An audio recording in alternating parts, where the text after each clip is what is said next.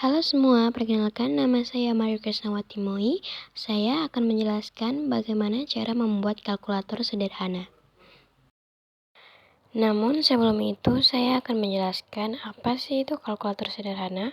Kalkulator sederhana adalah perangkat yang digunakan untuk melakukan operasi aritmatika dasar seperti penjumlahan, pengurangan, perkalian, dan pembagian.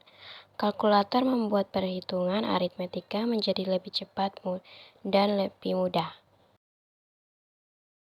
Sebelum kita masuk dalam cara pembuatan kalkulator sederhana, saya akan menjelaskan tentang bahasa pemrograman yang akan digunakan dalam membuat kalkulator sederhana. Berikut penjelasannya.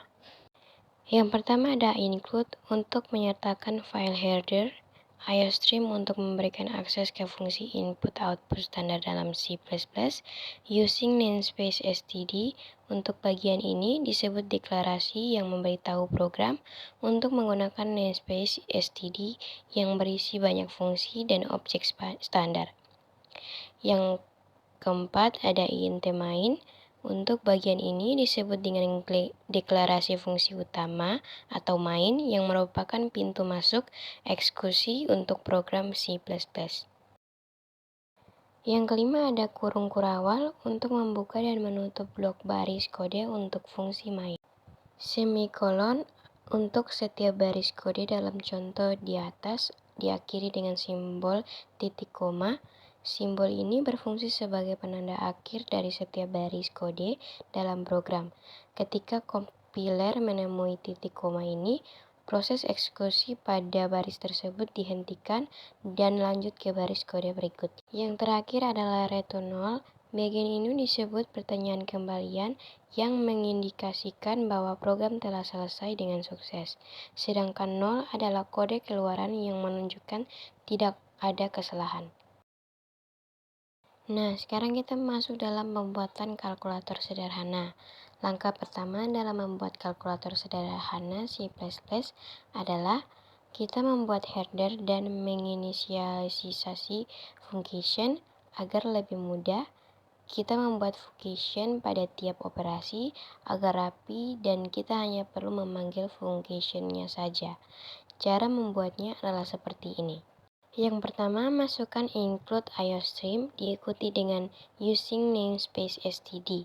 Kemudian masukkan int main, count program C++ kalkulator ndl, dan kemudian masukkan count ndl. Langkah kedua adalah kita membuat isi masing-masing function yang tadi telah kita buat. Kalian bisa mengetiknya di bawah atau di atas function main, karena sama saja, tapi di sini saya menggunakan di bawah int main. Berikut codingnya. Masukkan int pilihan, diikuti dengan float number 1 dan number 2. Kemudian, masukkan count, yang pertama penjumlahan, dan diikuti dengan pengurangan, perkalian, pembagian, dan modulus ndl. Kemudian, masukkan count ndl, dan diikuti dengan count input pilihan operasi, cin pilihan, count angka pertama, cin number 1, count angka kedua, cin number 1, dan yang terakhir count ndl. Langkah ketiga dan terakhir adalah kita membuat isi dari function mainnya agar program bisa berjalan. Silakan lihat contoh di samping ini.